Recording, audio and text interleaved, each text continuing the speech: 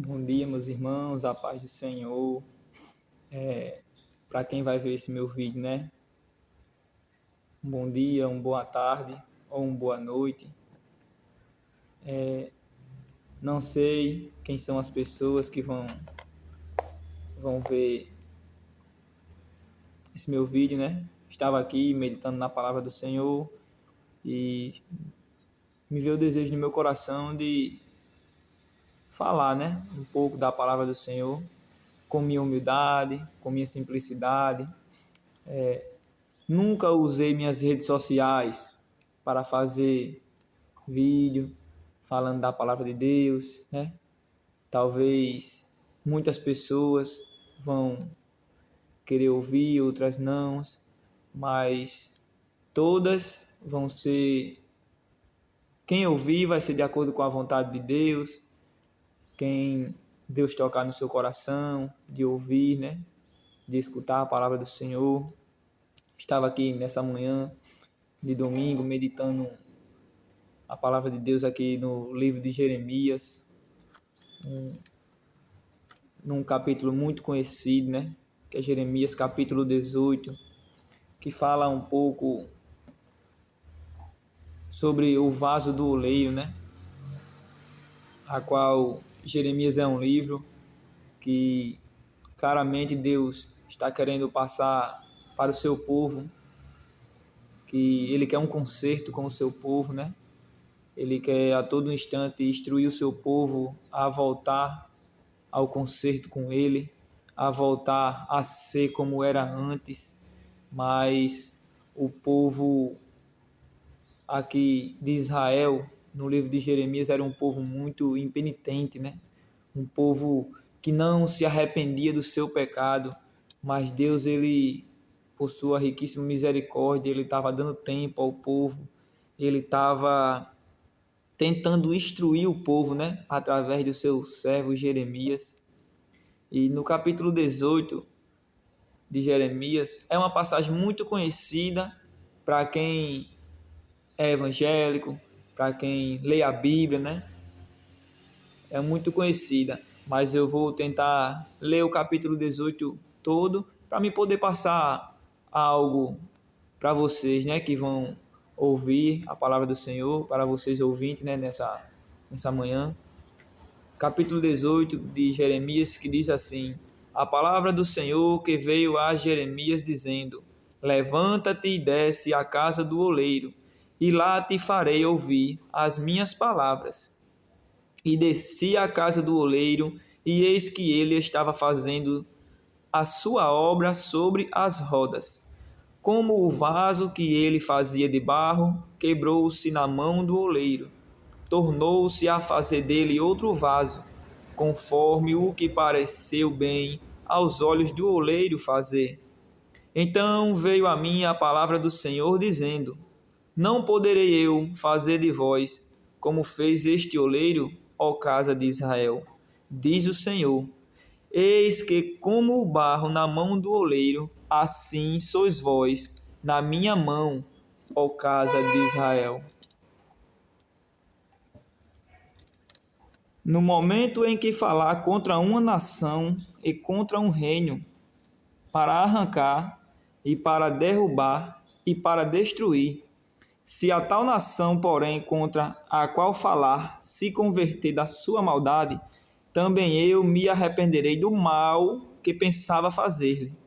No momento em que falar de uma nação e de um reino para edificar e para plantar, se fizer o mal diante dos meus olhos, não dando ouvidos à minha voz, então me arrependerei do bem que tinha falado que lhe faria.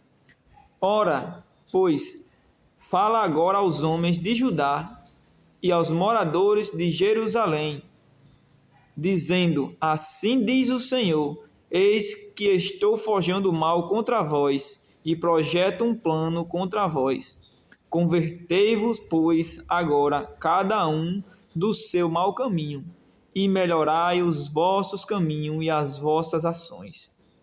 Mas eles dizem: não há esperança, porque andaremos segundo as nossas imaginações, e cada um fará segundo o propósito do seu coração.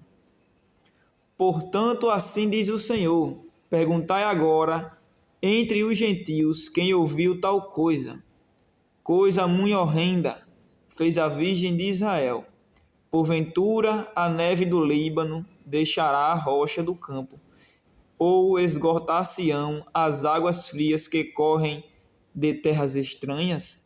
Contudo, o meu povo se tem esquecido de mim, queimando incenso à vaidade, que os fez tropeçar nos seus caminhos e nas varedas antigas, para que andassem por varedas afastadas, não aplanadas. Aleluia, glória a Deus. Nesse verso 15,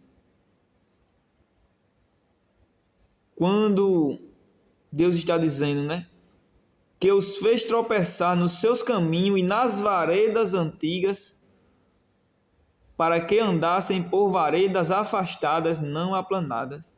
O povo de Israel, eles tinham um concerto com Deus, eles andavam no caminho do Senhor. Eles deixaram de estar andando nos caminhos do Senhor, de estar seguindo a vontade do Pai, para andar por outras terras, por varedas afastadas, como a palavra do Senhor diz, né? Não aplanadas, não retas. Aleluia, glória a Deus. O verso 16, continuando: para fazerem da sua terra objeto de espanto e de perpétuos assombros. Todo aquele que passar por ela se espantará e meneará a sua cabeça. Com o vento oriental os espalharei diante do inimigo, mostrar-lhes-ei as costas e não o rosto no dia da sua perdição. Aleluia. Esse verso, ele é muito forte. Eu comparo este verso com outra passagem que tem na Bíblia que diz, que Deus diz: não vos conheço, né? Que será no julgamento final, né? Que palavra forte. Não vos conheço. Aqui Deus está tentando levar o povo de Israel a um conserto, mas ele deixa uma condição, que se o povo de Israel não quiser o conserto com Deus, se eles continuarem impenitentes, ele disse: mostrar-lhe-eis as costas e não o rosto, e não a minha face. É muito forte, porque Deus, ele a todo momento, a sua misericórdia, ele habita no meio do seu povo, para o seu povo o obedecer, se corrigir. Aqui ele deixa claro que o povo, eles podem se arrepender do seu pecado, porque aqui Deus mesmo diz, né? Se a tal nação, porém, contra a qual falar, se converter da sua maldade, também eu me arrependerei do mal que pensava fazer-lhe. Ele está dando tempo para o povo se arrepender. Aleluia, glória a Deus. Ele está dando tempo, mas o povo está tão cego no pecado. O povo de Israel, eles estão tão cego que eles mesmos dizem: não há esperança, porque andaremos segundo as nossas imaginações, e cada um fará segundo o propósito do seu coração. Eles preferem não se arrepender e contra a voz de Deus, porque Deus diz que se o povo se arrepender, ele também se arrependeria. Aleluia, glória a Deus. Mas o povo bate o pé e diz que não há esperança de se arrepender, porque o pecado já tinha os consumido. Glória a Deus. O me arrependerei de Deus significa que não há destino traçado ou propósito inalterável na vida. Aqueles que compreendem que Deus corresponde às atitudes humanas, aleluia, entendem a importância da obediência. e não da desobediência. Porque o que levou o povo de Israel a estar nessa situação foi a desobediência. Mas o que leva hoje nós a estarmos nos caminhos do Senhor, conforme a sua vontade, é a obediência. A obediência, ela é a chave para nós estarmos ligados com Deus, para nós estarmos conectados com Deus. Aleluia, glória a Deus. No capítulo 18, que nós estamos lendo, no comecinho do capítulo 18, fala sobre o vaso, que o oleiro ali fazia, a qual Deus falou com Jeremias, e Jeremias desceu na olaria para ver toda aquela obra, todo aquele trabalho que o oleiro ele estava fazendo, naquele momento. Quando o oleiro deixa aquele vaso cair, Deus ele mostra a Jeremias a fragilidade humana que nós temos ao desobedecer Deus, se quebrar. Mas Deus também ele mostra a Jeremias que o vaso que quebrou, ele não é reparado, ele não é remendado, ele é refeito novo. Ele é feito um vaso novo. Assim diz o Senhor. Aleluia, glória a Deus. Ele quer fazer de você um vaso novo nas mãos do oleiro. Ele quer fazer de você um vaso novo. Ele não quer fazer em remendo, porque em remendo, quando ele é feito, ele a qualquer momento ele pode se quebrar. Mas Deus, se você der lugar a ele, se você decidir obedecer a Deus, ele consegue fazer de você um vaso novo. Aleluia, glória a Deus.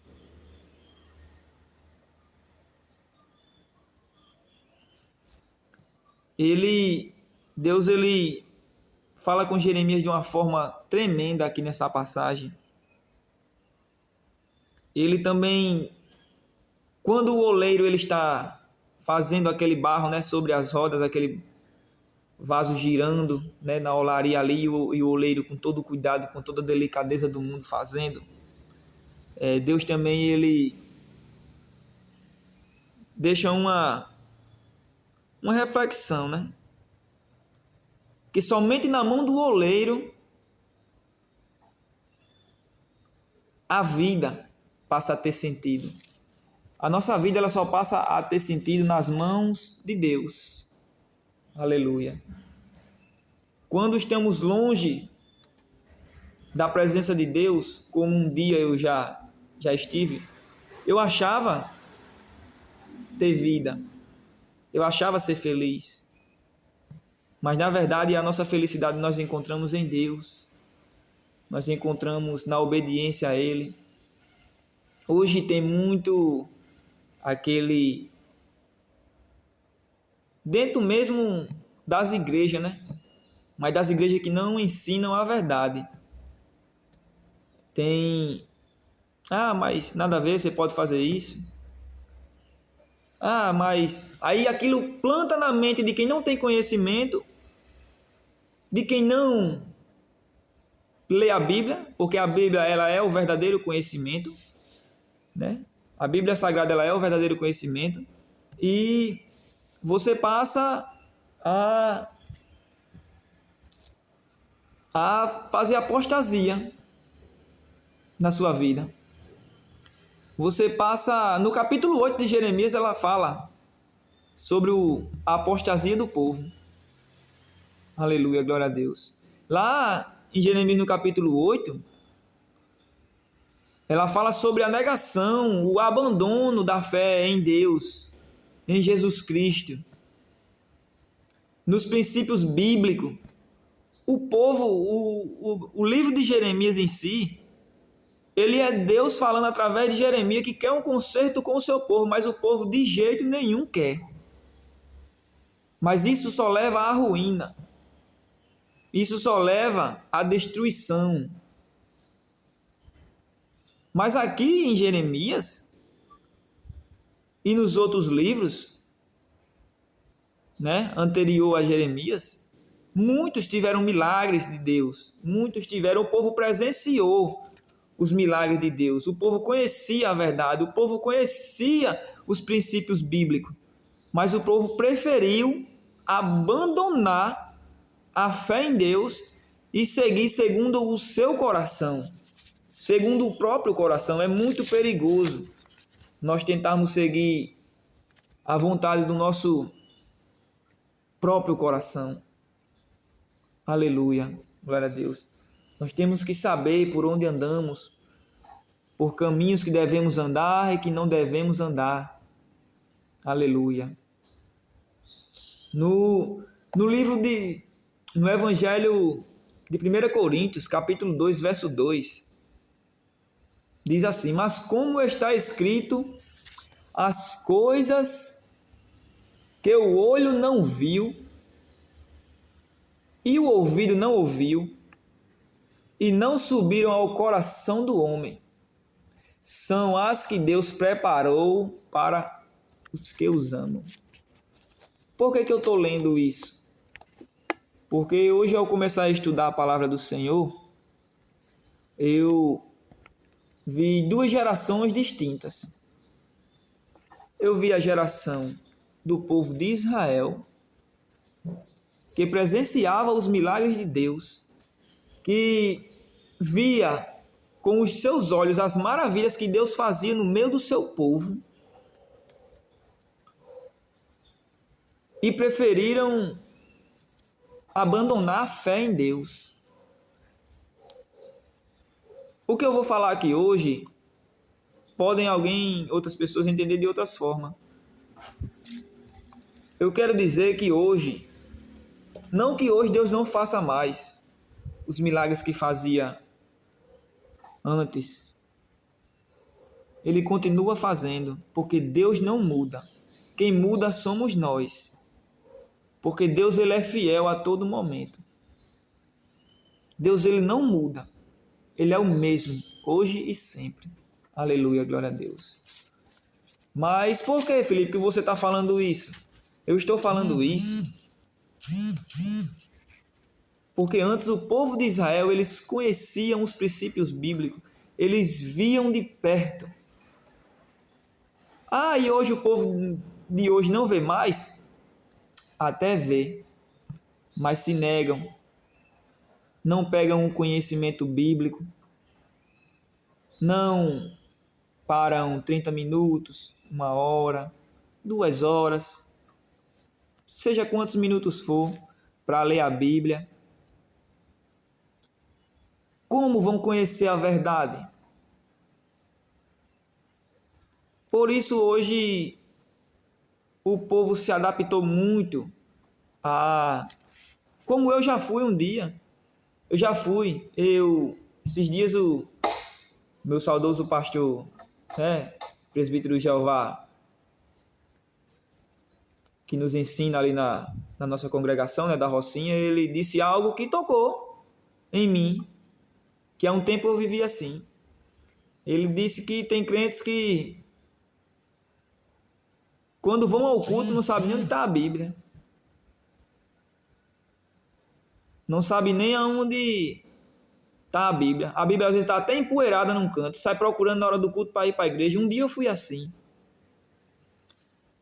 Isso é muito perigoso para nós cristãos, porque nós passamos a não ler, não ver, não meditar na verdade, para meditar às vezes em coisas que vemos muito nas redes sociais, né? Pregações só sobre prosperar, sobre crescer na vida financeira, sobre bênção, bênção, bênção, bênção, e na verdade Deus não quer só bênção para o povo. Ele quer conserto. Ele quer que o povo tire a venda dos olhos e passem a conhecer a verdadeira palavra de Deus, aquela que que leva a ensinar, a exortar, a corrigir os erros.